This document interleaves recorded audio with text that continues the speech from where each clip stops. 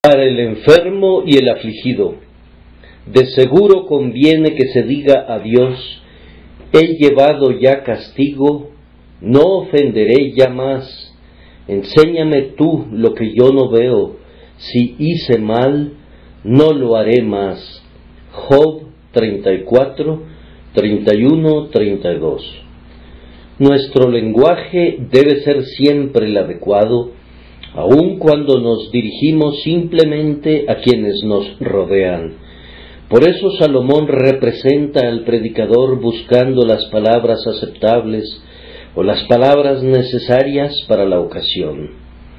Cuando nos acercamos a quienes poseen una elevada autoridad, esta necesidad se vuelve imperiosa y por lo tanto los hombres que solicitan algo en las cortes de los príncipes son muy cuidadosos de utilizar el lenguaje preciso. Con mucha más razón, entonces, cuando hablamos ante el Señor, debemos considerar, como lo hace el texto, la conveniencia de nuestras palabras. En la presencia divina hay un lenguaje que nunca debe ser utilizado, y aún aquel lenguaje que es permitido debe ser sopesado y expresado con solemne humildad.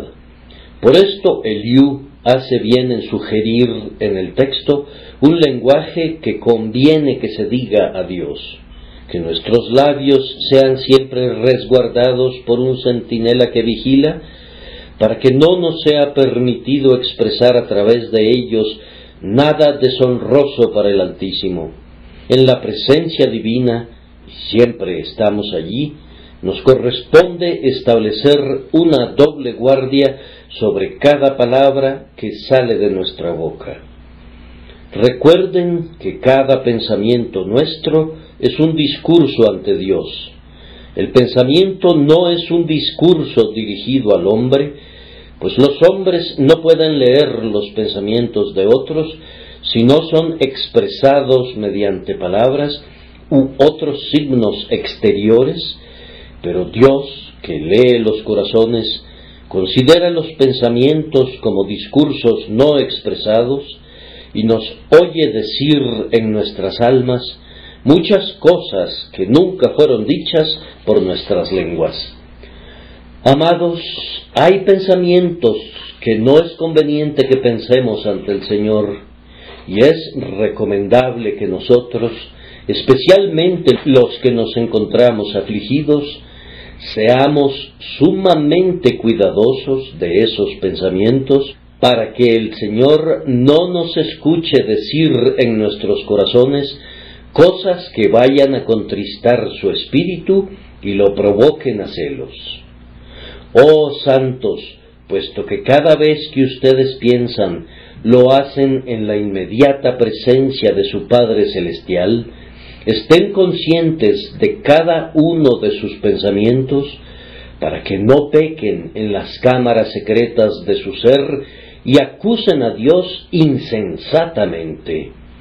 Eliú nos dice que es necesario que pensemos y digamos: de seguro conviene que se diga a Dios: he llevado ya castigo, no ofenderé ya más. Enséñame tú lo que yo no veo, si hice mal, no lo haré más.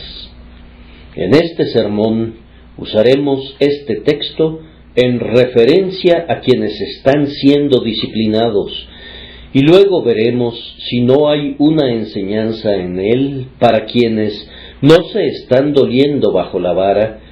En tercer lugar, encontraremos una palabra en nuestro texto para quienes no son hijos de Dios y por lo tanto no saben nada de la dolorosa vara de la corrección paternal. Tal vez también a ellos Dios les hable por medio de este texto, o que su Santo Espíritu se digne hacerlo. Pero primero, queridos amigos, comentemos este texto en su aplicación más natural, es decir, como dirigido a quien está afligido. La instrucción del sabio es especialmente para ellos, y encontramos aquí 3 deberes que son prescritos para esas personas, o más bien 3 privilegios que son sugeridos, por lo que deben orar al Espíritu Santo para que les capacite para disfrutarlos. La primera lección es necesario que ellos acepten la aflicción que el Señor les envía y que le digan a Dios: he llevado ya castigo. Notemos que la palabra castigo no se encuentra en el original hebreo, aunque el hebreo no podría ser interpretado adecuadamente si no se le agregara esa palabra. Puede ser exacta y literalmente traducida como yo llevo o he llevado. Es el corazón de carne que le dice a Dios: yo llevo lo que tú quieres que lleve, lo he llevado, todavía lo llevo y lo llevaré, lo que tú quieras ordenar que yo lleve. Me someto enteramente a ti y acepto la carga que tú quieras poner sobre mis hombros. Ahora debemos hacer esto, queridos amigos, y lo haremos si tenemos el corazón dispuesto. Nos debemos someter alegremente, porque ninguna aflicción que suframos ha venido por casualidad. No somos abandonados a la miseria de creer que las cosas suceden al azar y que son independientes del control de un poder divino. Sabemos que no cae en nuestras copas ni una sola gota de amargura, a menos que sea colocada allí por la sabiduría de nuestro Padre Celestial. No hemos sido puestos en un mundo gobernado por ángeles o regido por querubines. Habitamos allí donde cada cosa es ordenada por Dios mismo. ¿Acaso nos vamos a rebelar en contra del Altísimo? ¿Acaso le impediremos hacer lo que Él considera bueno? ¿No cubriremos nuestro labio para que calle cuando sabemos que el mal viene del Señor? ¿Deberíamos avergonzarnos si somos sus hijos, si este no es el espíritu que prevalece en nuestras mentes? Jehová es, haga lo que bien le pareciere. Más aún, no sólo debemos llevar todas las cosas porque el Señor las ha ordenado, sino porque Él ordena todas las cosas de conformidad a un propósito sabio, amable y beneficioso. Él no aflige arbitrariamente, no se deleita en los sufrimientos de sus hijos. Siempre que viene la adversidad es con un propósito, y si un propósito de Dios debe cumplirse por mi sufrimiento, ¿desearía yo escapar de él? Si Él es glorificado por ese medio, ¿no anhelaré yo el honor de ser el agente de su gloria, aunque sea aguantando pasivamente y soportando en angustia? Sí, amados, puesto que sabemos que Dios puede afligir a sus criaturas regeneradas solo con algún propósito de amor, debemos aceptar voluntariamente cualquier dolor que Él quiera colocar sobre nosotros. Y además, tenemos su garantía de que todas las cosas nos ayudan a bien. Nuestras pruebas no son enviadas simplemente con un buen fin, sino con un buen fin para nosotros mismos, un propósito que está siendo cumplido por cada ramita de la vara de nuestro Padre Celestial. La copa que nuestro Padre nos ha dado, ¿no la beberemos? Es medicina que sana y no un veneno mortal. Por lo tanto, llevémosla a nuestros labios sin murmurar, bebámosla hasta el fondo y digamos: no sea como yo quiero, sino como tú. Un sometimiento constante a la voluntad divina debe ser exactamente la atmósfera en la que viva un cristiano. Debe dar una negativa sincera a su propia voluntad, exclamando: no mi voluntad. Luego debe suplicar al Señor con una calidez santa que ejecute su propósito diciendo que se haga la voluntad del Señor. Debe entregar todo el vigor de su alma a la voluntad del Señor y mostrar algo más que sumisión, es decir, una aceptación devota a todo lo que el Señor determine. Queridos amigos, no debemos quedarnos contentos con llevar lo que el Señor nos envía con la frialdad que dice, así debe ser, y por tanto debo resignarme. Esa sumisión forzada está muy por debajo de la gracia de un cristiano, pues muchos paganos la han alcanzado. El estoico impasible aceptaba lo que le otorgaba la predestinación, y el musulmán todavía hace lo mismo. Debemos ir más allá de una sumisión insensible. No debemos endurecer tanto nuestros corazones ante la aflicción como para no ser afectados por ella. Esa disciplina que no logre que nos dolamos ha fracasado en su propósito. Los azotes que hieren, dice Salomón, son medicina para el malo. Y si no hay verdaderos azotes que hieren, si sólo se trata de un rasguño superficial, no será muy buena medicina. Ahora, por un poco de tiempo, si es necesario, tengáis que ser afligidos, dice el apóstol, en diversas pruebas, y no sólo la prueba, sino el abatimiento que se deriva de ella, son necesarios para nosotros.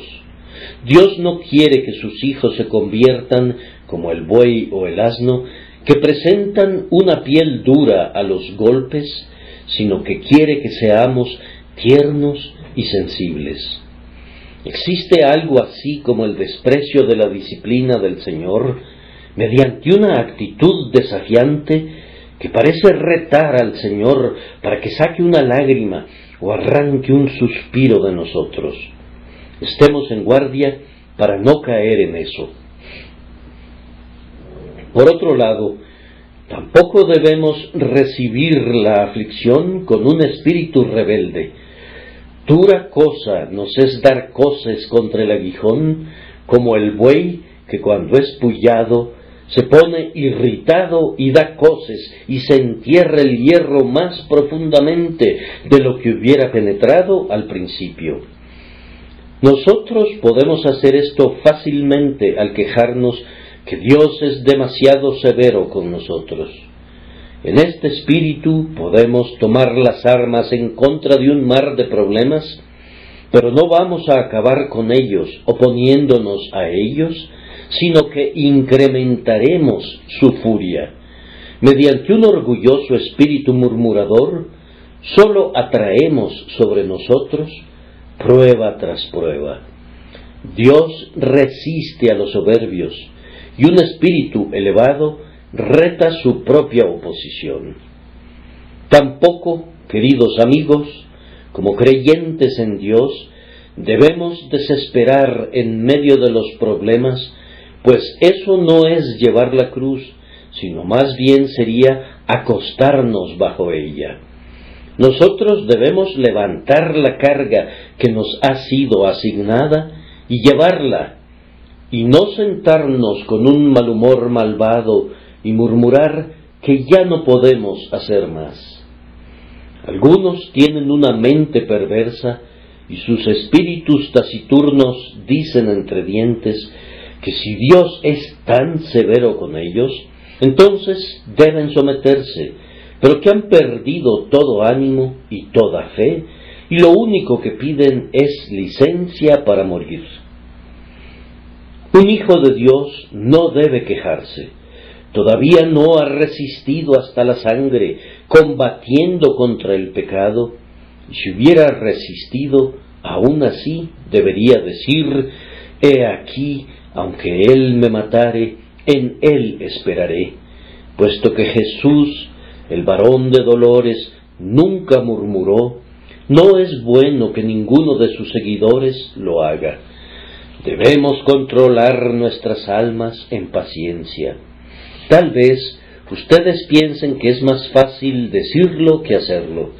Y sin embargo, por la gracia todopoderosa, un santo puede soportar hasta el límite que se pueda soportar, sufrir hasta el límite que se pueda sufrir, perder hasta el máximo que se pueda perder, y hasta puede morir la peor muerte cada día, y sin embargo triunfar por medio de la vida divina, pues Dios, que obra en nosotros tanto el querer como el hacer, es todopoderoso y hace fuerte a nuestra debilidad.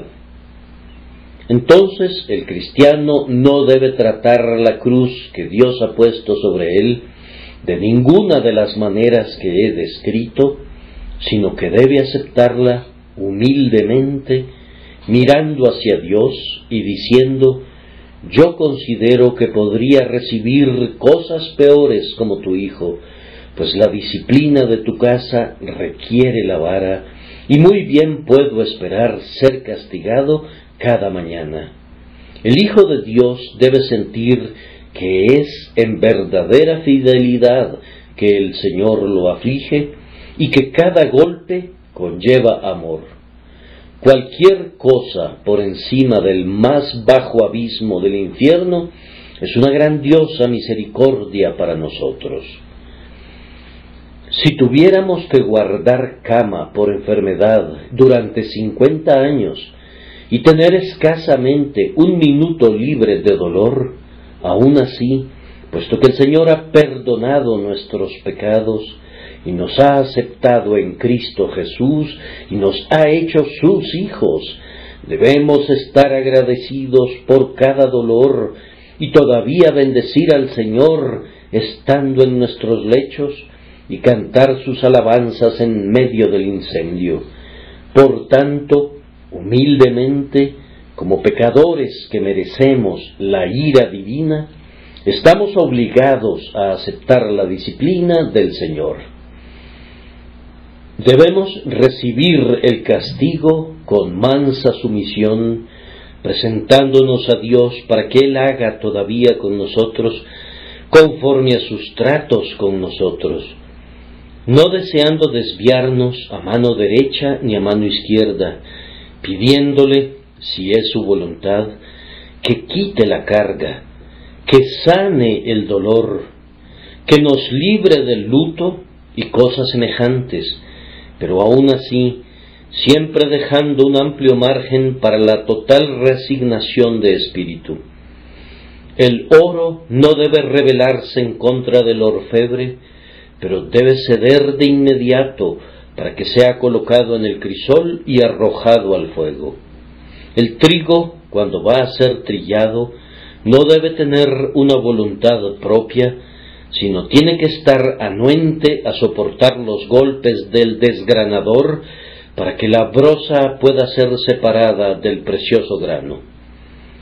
Nosotros no estamos muy lejos de ser purgados de la escoria y limpiados de la broza cuando estamos perfectamente dispuestos a sufrir cualquier proceso que quiera asignarnos la divina sabiduría. El yo y el pecado están casados y nunca se van a divorciar, y hasta que nuestro yo sea aplastado, la semilla del pecado tendrá abundante vitalidad en ella, pero cuando ya no vivo yo, mas vive Cristo en mí, entonces nos hemos acercado a ese objetivo al que Dios nos ha llamado y al que nos está guiando por su Espíritu. Pero debemos ir más lejos, debemos aceptar el castigo alegremente. Es una dura lección, pero es una lección que el Consolador es capaz de enseñarnos. Estar contentos con que Dios haga lo que quiera.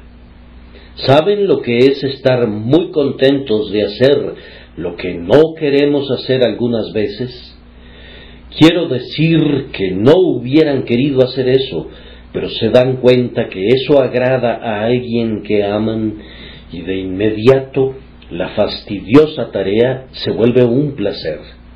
¿No han sentido algunas veces Cuando alguien que ustedes estiman mucho está enfermo o indispuesto, que a ustedes les daría gusto soportar ese dolor, al menos por un día o dos, para así poder dar un pequeño descanso a la persona que sufre. ¿No les daría placer ser un inválido durante un tiempo para que la persona que aman goce una temporada de salud? Dejen que ese mismo motivo, en un grado más elevado, influencie sus espíritus. Traten de sentir si agrada a Dios, me agrada a mí. Señor, si es tu voluntad, será mi voluntad. Que se multipliquen los azotes del flagelo, si así eres más honrado, y que se me permita darte algún grado de gloria. La cruz se torna dulce cuando nuestro corazón es endulzado así por el Espíritu y nuestra voluntad corre paralela a la voluntad de Dios. Debemos aprender a decir con Eliú: he llevado ya, llevo, yo lo acepto todo. Ser como arcilla plástica en la rueda del alfarero o como cera en las manos del modelador debe ser nuestro gran deseo. Esa debe ser la prioridad de la persona que sufre. El siguiente deber es abandonar el pecado que puede haber ocasionado el castigo. De seguro conviene que se diga a Dios: he llevado ya castigo, no ofenderé ya más. Hay una conexión entre pecado y castigo en cada caso. Sería muy erróneo que nosotros supusiéramos que cada hombre que sufre es porque es más culpable que otros. Ese fue precisamente el error de los amigos de Job, un error que se comete demasiado comúnmente cada día.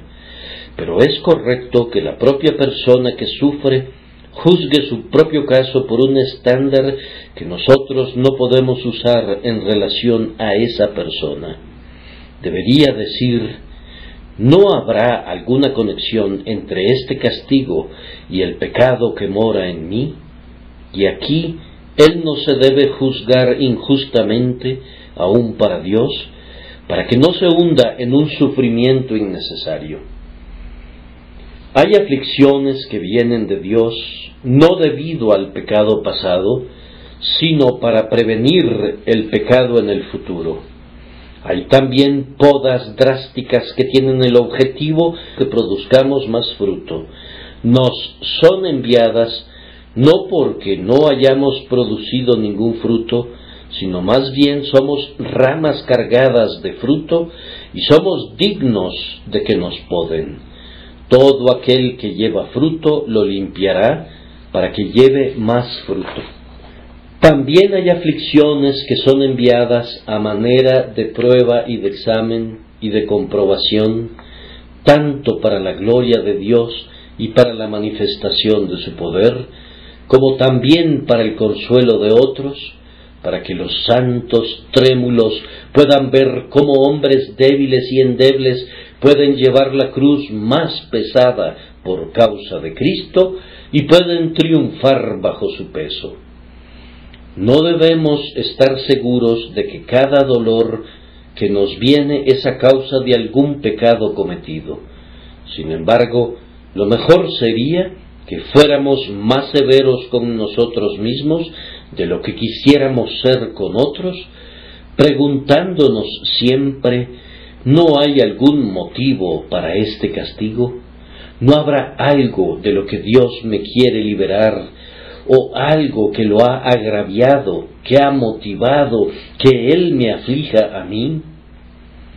Hermanos y hermanas, los exhorto a que no sean indulgentes con ustedes mismos. Nosotros somos hombres y aún en nuestra mejor condición tenemos mucho que lamentar en la presencia del Altísimo. Siempre es bueno que estemos insatisfechos con nosotros mismos y que nos esforcemos por alcanzar algo que todavía se encuentra lejos. siempre rogando que se forme en nosotros la semejanza de Cristo.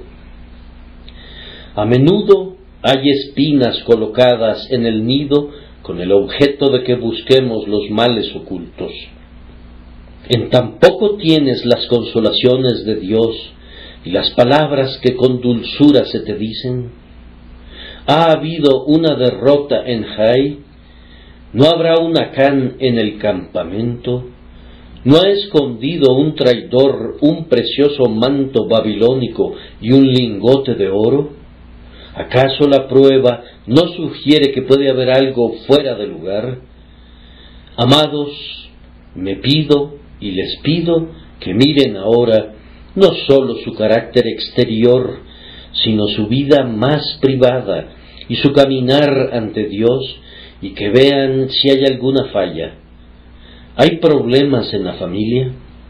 ¿Has actuado siempre con tus hijos y con tus sirvientes como debías haberlo hecho, como un jefe y como un padre? Pregúntense. El hijo te preocupa. Buena madre, ¿has orado siempre por tu hijo como debiste haberlo hecho? ¿No será que la conducta de tu hijo para contigo es un buen reflejo de tu propia conducta hacia tu Padre Celestial? Yo no menciono todo esto para incrementar tu aflicción, sino para que puedas poner tu dedo en el mal que provoca al Señor Dios y lo puedas desterrar. ¿Ha habido pérdidas en el negocio? ¿Estás seguro, hermano, que cuando tú estás haciendo dinero, siempre lo has usado para Dios como debías? ¿Has sido un buen mayordomo? ¿Le diste al Señor lo que le correspondía y el diezmo sagrado de todo lo que recibías? ¿O no será que has sido demasiado egoísta y no será esa la causa que te ha llevado de la riqueza a una comparativa pobreza? ¿Es así? ¿Azota a tu cuerpo la aflicción? Entonces, ¿no será que tus hábitos son los indebidos? ¿Ha predominado la carne sobre el espíritu? ¿Ha habido una falla en la consagración completa de la vasija al Señor? ¿La prueba se da en una persona amada? Puede ser que no estén conscientes de algo malo allí, pero de todas formas, miren, queridos amigos, escudriñen toda su conducta como los espías reconocieron antiguamente la tierra de Canaán. Si tu pecado es deslumbrante, hay poca necesidad de castigo para hacértelo ver, pues tú debes verlo sin necesidad de eso. Pero puede haber un pecado secreto entre tú y tu Señor, por el cual Él te ha enviado castigo. Después de esto debe sonar la alarma. Tú sabes que no quiero decir que el Señor te está castigando por el pecado como un juez castiga a un criminal, pues Él no hará eso. Debido a que Él ha puesto el castigo del pecado sobre Cristo, y Cristo lo ha llevado como un asunto de la justicia punitiva. Él, como un padre, castiga a su hijo, pero nunca sin causa.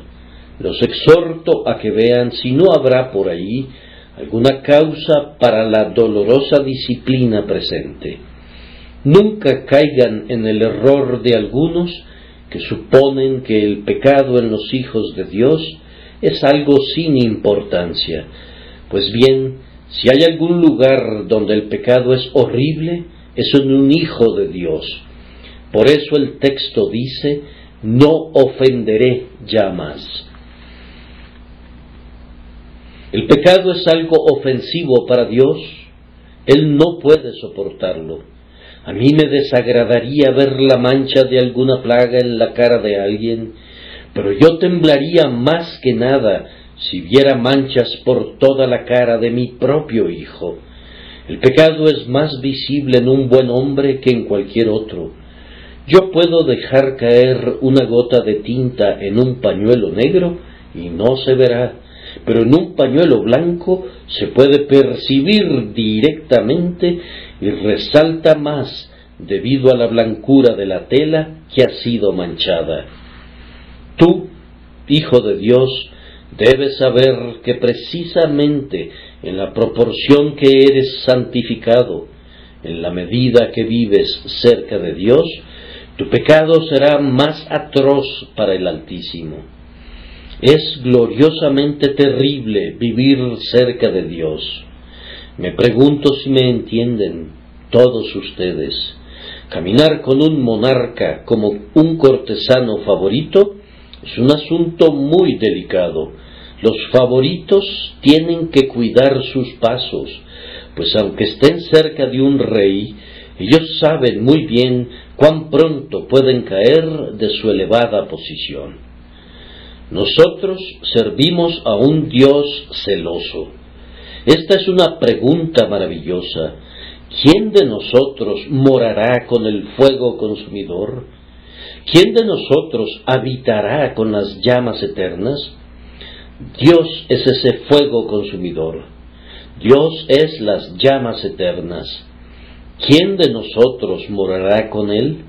La respuesta es: el limpio de manos y puro de corazón, éste habitará en las alturas. Fortaleza de rocas será su lugar de refugio. Pero es sólo el hombre que es muy celoso de sí mismo el que podrá soportar esa fiera luz que circunda el trono de Dios, esa llama devoradora que es Dios mismo, como dijo el apóstol: nuestro Dios es fuego consumidor.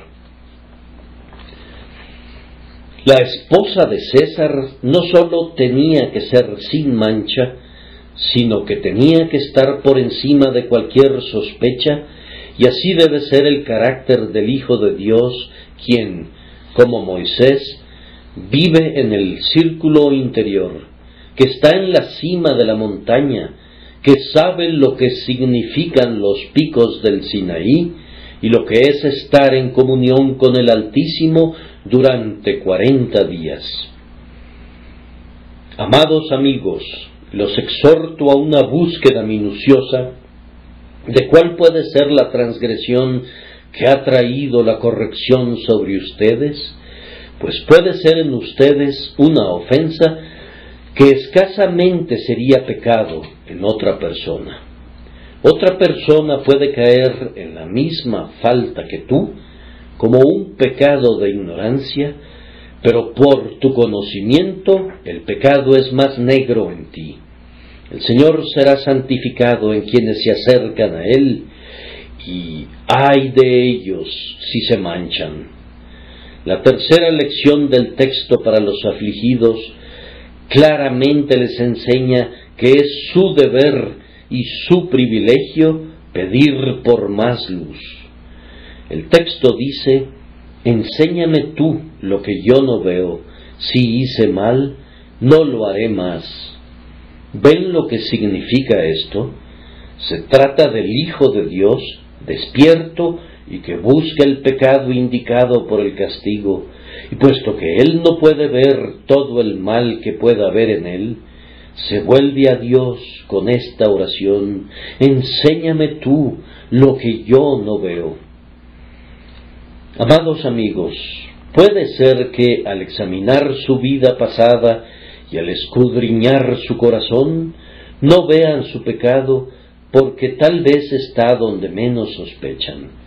Ustedes han estado buscando en otra área. Su propia opinión es que son débiles en un punto, pero posiblemente ustedes son más débiles en la dirección opuesta.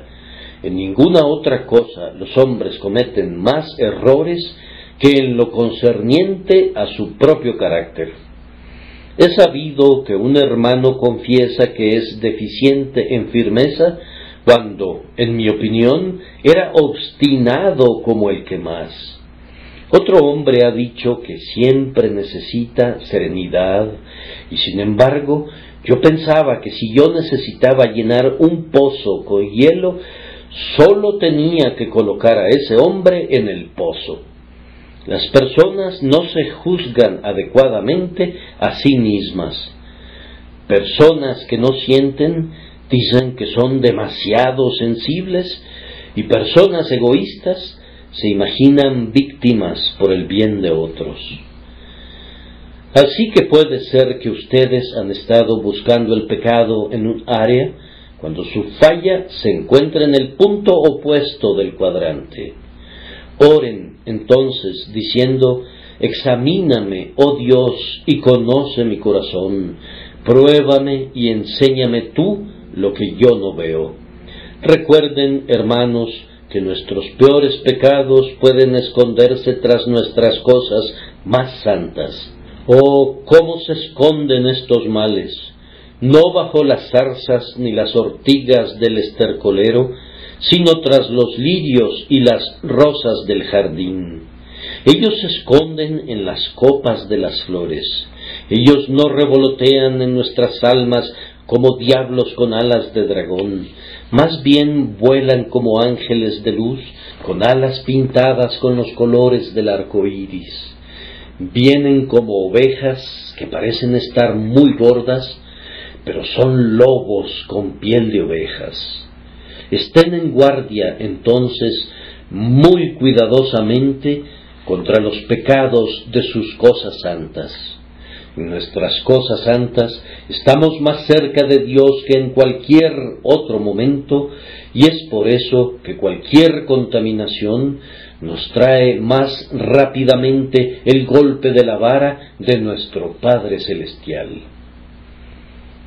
Tal vez su pecado está escondido bajo algo muy querido para ustedes.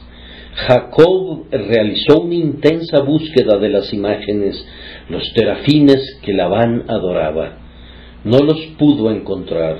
No, él no quería turbar a Raquel, y tampoco Labán quería turbarla. Una esposa favorita no debe ser molestada, como tampoco una hija. Ella pudo sentarse tranquila en la albarda del camello, pero escondió las imágenes allí. De la misma manera, ustedes no quieren explorar en ciertas áreas de su naturaleza.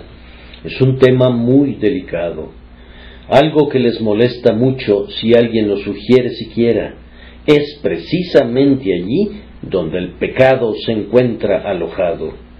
Hermanos y hermanas míos, seamos honestos con el Señor. Debemos realmente desear saber dónde estamos mal y anhelar de todo corazón ser corregidos. ¿Creen ustedes que todos nosotros honestamente queremos conocer nuestros errores? ¿Acaso no hay capítulos de la Biblia que no nos gusta leer? Si los hay, si cualquier texto tiene una contienda con ustedes, contiendan con ustedes mismos, pero sométanse completamente a la palabra de Dios. ¿Hay alguna doctrina que ustedes casi creen que es verdad, pero sus amigos no creen en ella y podrían pensar que ustedes son herejes si la aceptan y por lo tanto no se atreven a investigarla más profundamente? Oh, queridos amigos, abandonemos tal deshonestidad. Tanto de eso se ha infiltrado en la Iglesia que muchas personas no ven cosas que son muy obvias. No quieren ver, pues la verdad les podría costar muy caro. Ellos cubren y esconden algunas porciones de la Escritura que podrían ser difíciles para ellos a causa de su relación con una iglesia o su posición en cierto círculo. Esto es odioso, y no nos debería sorprender si Dios castiga al hombre que permite ser arrastrado a esto. Sé honesto, hermano, no puedes engañar a Dios, no lo intentes. Pídele que te escudriñe de manera completa, que el deseo de ustedes sea que el fuego que refina recorra mi corazón con una llama poderosa que consuma todo lo que sea mentira, lo que no sea santo, lo que sea egoísta, mundano, para que yo sea consagrado totalmente al Señor mi Dios. Esta es la manera correcta de tratar nuestros castigos. Si hice mal, no lo haré más. Enséñame tú lo que yo no veo. Ay, dirá alguien, nosotros no podemos decir que no haremos más mal.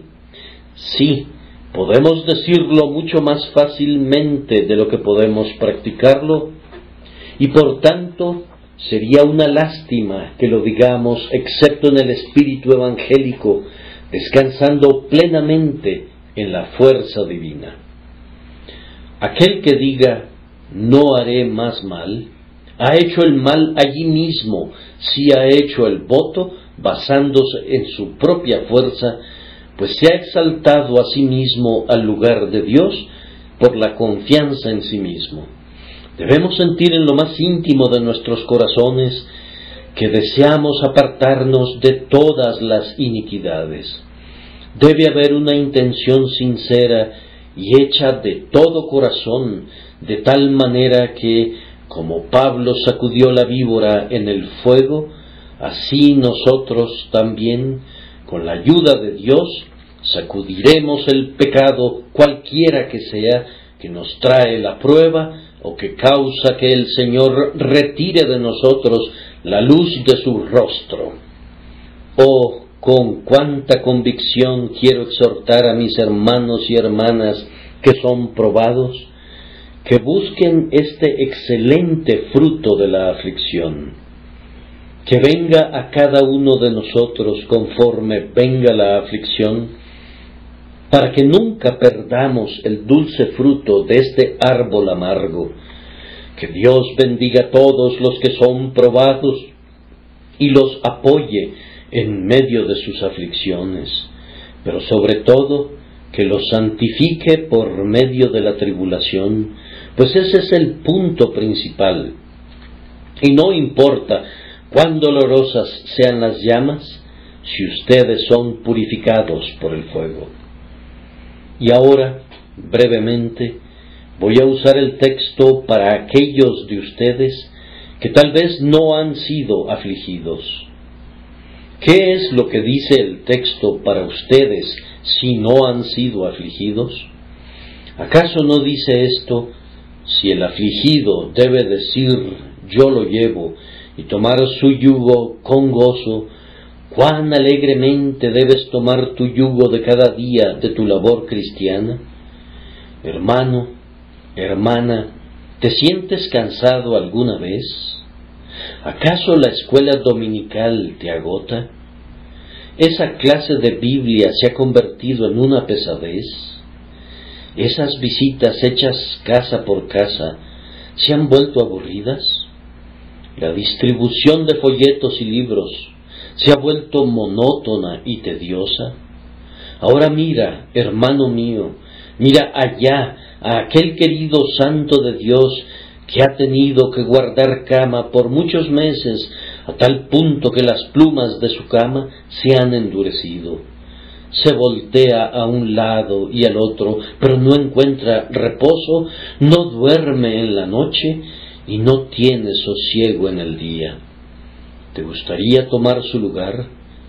Sin embargo, escúchalo, cómo alaba a Dios en medio de sus muchos dolores y tremenda debilidad y pobreza. ¿Prefieres tu suerte a la de Él? Entonces, en el nombre de todo lo que es bueno, acepta tu porción con gozo y dedica tu alma al servicio del Señor. El grandioso capitán podría decirte, ¿cómo? ¿Estás cansado de la marcha? Te enviaré de regreso a las trincheras y te quedarás allí hasta que sientas que tu corazón está enfermo por tu inactividad. ¿Cómo? ¿Estás cansado de pelear? Serás trasladado al hospital con los huesos rotos y estarás acostado y languideciendo, y a ver qué piensas entonces de tu inactividad forzada. Si tengo algún mensaje que dar desde mi propia cama de enfermo, sería este: si no quieren estar llenos de pesadumbre, Cuando sean obligados a guardar cama, trabajen mientras puedan. Si desean que su cama de enfermos sea tan suave como sea posible, no la llenen con la reflexión lamentable que desperdiciaron su tiempo cuando estaban sanos y tenían fortaleza. La gente me decía hace años: usted va a acabar con su salud al predicar 10 veces a la semana y cosas parecidas. Bien, si lo he logrado, me alegro. Haría lo mismo otra vez. Si tuviera 50 cuerpos, me gozaría en acabarlos al servicio del Señor Jesucristo. Ustedes, jóvenes que son fuertes, dominen al malvado y peleen por el Señor mientras puedan. Nunca van a lamentar haber hecho todo lo que está en ustedes por nuestro bendito Dios y Señor.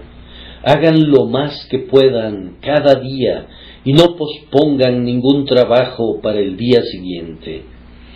Todo lo que te viniere a la mano para hacer, hazlo según tus fuerzas.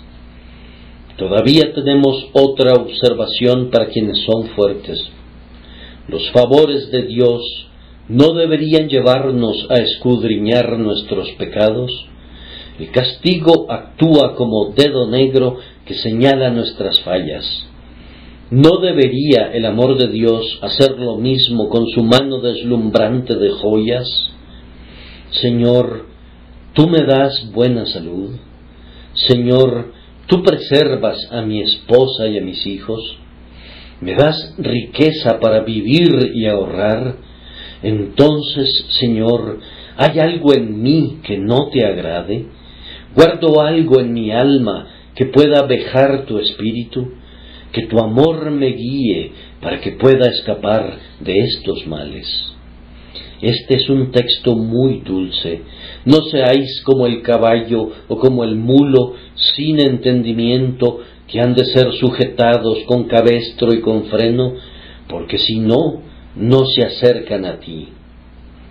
Tu hijo solo necesita una breve mirada y corre hacia ti, pero tu caballo o tu mulo no harán eso. Necesitas poner un freno en sus bocas, y algunos necesitan frenos especialmente duros, y hay que lograr que sus bocas se vuelvan dóciles para que puedan ser guiados.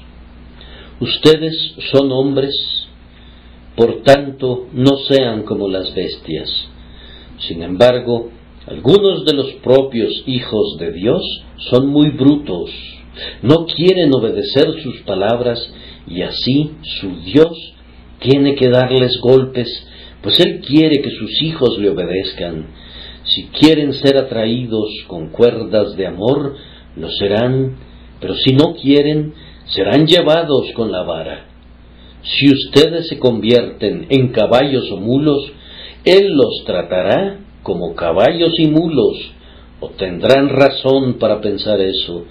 Tal vez la mejor manera de prevenir que ustedes se conviertan en mulos es tratarlos como si lo fueran, y así sacarlos de ese estado, dejándoles ver el efecto de su insensatez. Que nuestras misericordias actúen como una dulce medicina, y entonces no necesitaremos pociones amargas. Va de nuevo. ¿No creen ustedes que mientras gozamos la misericordia de Dios, deberíamos estar ansiosos de ser analizados por la luz del amor de Dios? ¿No deberíamos desear usar la luz del rostro divino para que podamos descubrir todo nuestro pecado y dominarlo? Yo conozco a algunos cristianos que no harán eso. Tienen un feo carácter y dicen: bien, tú sabes, eso es constitucional. Abandonen para siempre esas excusas. Es inútil decir: no puedo evitarlo, así es mi temperamento. Tu temperamento te destruirá, tan cierto como que ahora vives, si la gracia de Dios no destruye tu temperamento. Si tales excusas fueran permitidas, no habría ni un solo crimen, no importa cuán abominable, frente al cual no se pudiera argumentar el temperamento.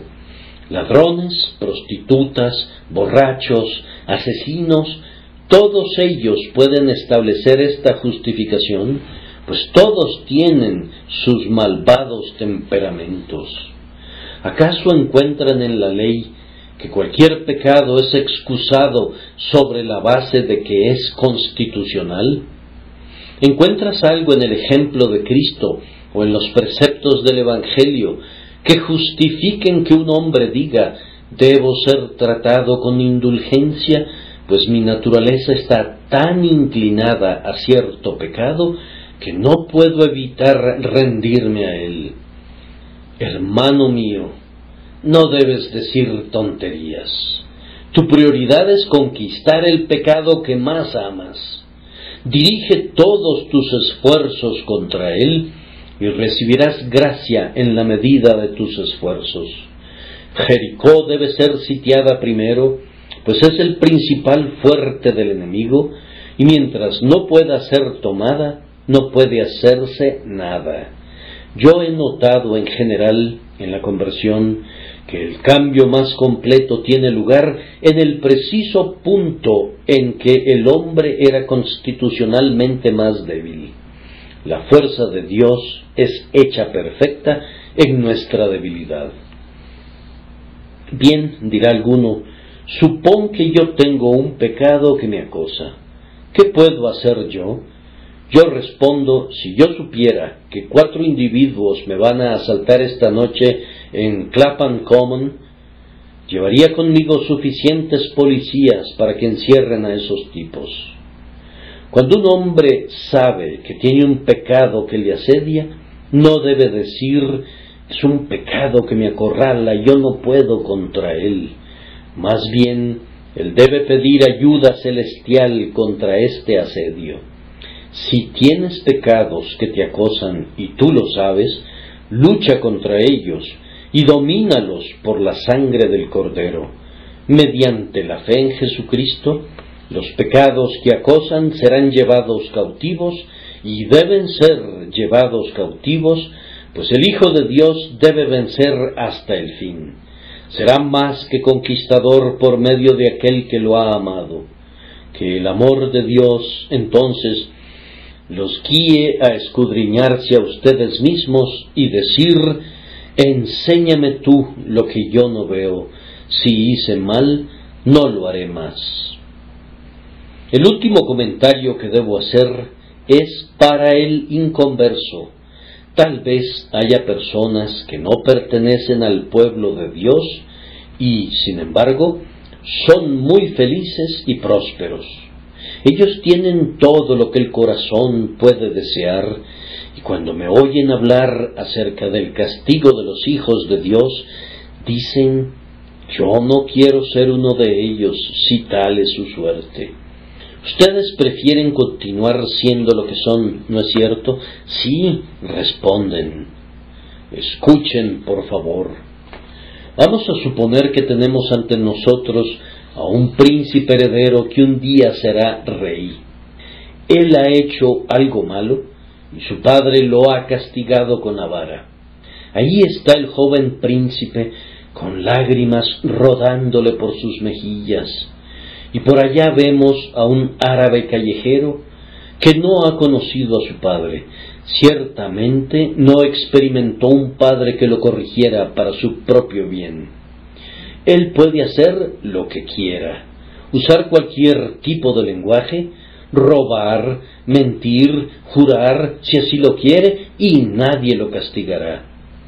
Él se para de cabeza, hace piruetas en la calle, se revuelca en el lodo, pero ningún padre le aplica la vara. Ve al joven príncipe llorando y se ríe de él. Tú no tienes la libertad que yo tengo, no se te permite pararte de cabeza como yo. Tu padre no te permitiría pedir dinero junto a los autobuses como yo lo hago. Tú no duermes bajo los puentes como yo. No quisiera estar en tu lugar para no ser azotado. Prefiero ser un vagabundo que un príncipe. El joven príncipe pronto se enjuga sus lágrimas y responde: yo no estoy de acuerdo contigo. Yo prefiero ser castigado cada día y ser un príncipe y heredar el reino que ser como tú con toda tu pretendida libertad. Él mira al pobre vagabundo harapiento con la mayor piedad concebible, a pesar de que se está doliendo del castigo. Así, pecadores, eso es precisamente lo que pensamos de ustedes y su falta de disciplina celestial. Cuando ustedes son más felices y dichosos y están llenos de su gozo, no quisiéramos estar en su lugar por nada del mundo. Cuando ustedes han sido electrificados por ese espléndido espectáculo en el teatro, o han disfrutado al máximo un baile licencioso, o tal vez algo peor, no quisiéramos ser como ustedes. Aún en nuestra peor condición, cuando estamos muy enfermos, muy desalentados, cuando somos probados más y somos más penitentes ante Dios, no quisiéramos intercambiar posiciones con ustedes, aunque ustedes estén en su mejor condición. ¿Acaso quisiéramos ocupar sus lugares con toda su alegría e hilaridad pecaminosa? No, no queremos eso. Pregúntenle a esa señora anciana en el invierno, que solo posee un par de leños para encender un fuego y no tiene de qué vivir excepto lo que la tierna misericordia de su iglesia le otorga. Pregúntenle si quiere estar en el lugar del hombre rico que viste de púrpura y de lino fino. Mírenla.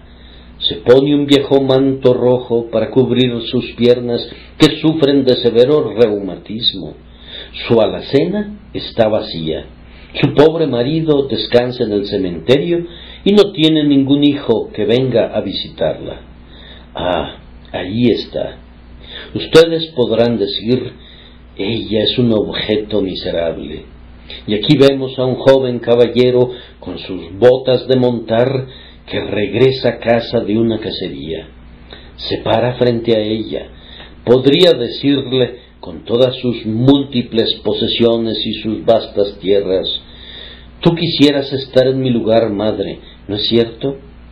Ella conoce su carácter y sabe que no ama a Dios y que no tiene unión con Cristo, y por tanto responde: ¿estar en tu lugar? No, no quisiera estar en tu lugar, ni siquiera por 1000 mundos.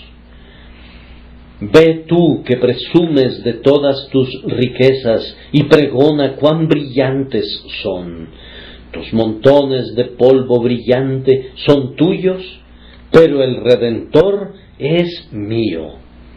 Todavía tengo otra palabra para ustedes que no temen a Dios. Quisiera que reflexionaran por un momento qué será de ustedes uno de estos días. Dios ama mucho a sus queridos hijos.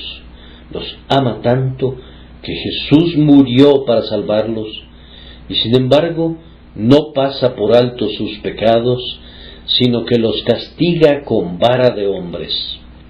Ahora, si hace eso con sus hijos, ¿qué hará con ustedes, que son sus enemigos? Si el juicio comienza en la casa de Dios, si cuando su ira humea suavemente es tan caliente, ¿cómo será cuando los vientos de justicia soplen una llama llena de furia? Así como cuando el fuego quema los bosques de las montañas, o como cuando la vasta pradera se convierte en una sábana de fuego, así será en aquel día terrible, cuando Dios lance toda su venganza contra los pecados de los impíos. Les suplico que piensen en esto. Él no perdonó a su propio Hijo, sino que lo condenó a una muerte cruel sobre el madero por los pecados de otros. ¿Acaso perdonará a sus enemigos? ¿Creen ustedes que se han rebelado en contra suya y han rechazado su misericordia cuando los visite por sus propios pecados personales? Entended ahora esto, los que os olvidáis de Dios, no sea que os despedace y no haya quien os libre. Un pensamiento más, pues no puedo enviarlos a casa con esa terrible advertencia y sin ningún aliento del Evangelio. Aprendan una lección de los hijos del Señor. Cuando sus hijos son castigados, ellos se someten, y cuando se someten, obtienen la paz. Pecador, te suplico, aprende sabiduría, y si has tenido problemas recientemente, si has tenido pruebas de Dios, sométete a Él, sométete a Él.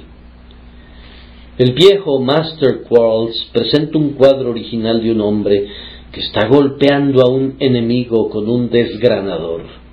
La persona asaltada corre directo a los brazos de quien lo está golpeando y así escapa de la fuerza del golpe, y Quarles agrega la siguiente observación: entre más lejos, el golpe es más duro.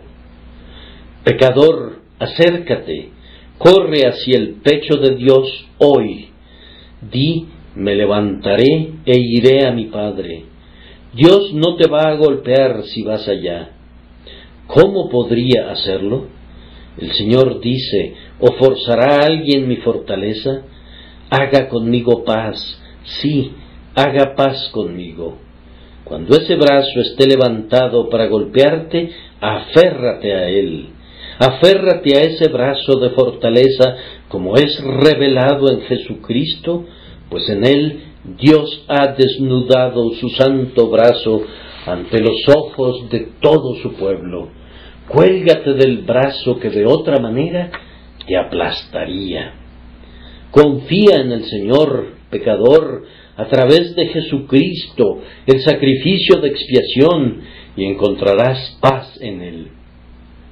Pídele con humilde sumisión que quite el pecado que te ha hecho sufrir y que por poco te cuesta el alma. Pídele que te escudriñe y encuentre el pecado. Arrepiéntete y cree en el Evangelio.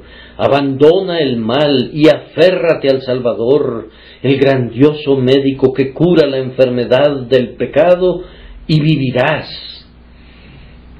Ven ahora a la casa de tu Padre.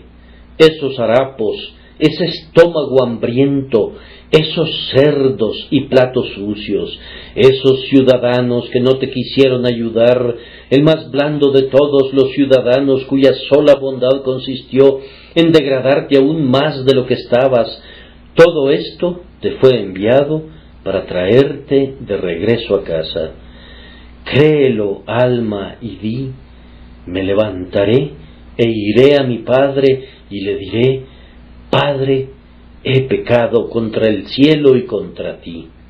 Y mientras estás diciendo eso, tendrás el beso de su amor, el abrazo de su afecto, el manto de su justicia y el becerro engordado de alimento espiritual, y habrá gozo en lo concerniente a ti, tanto en la tierra como en el cielo.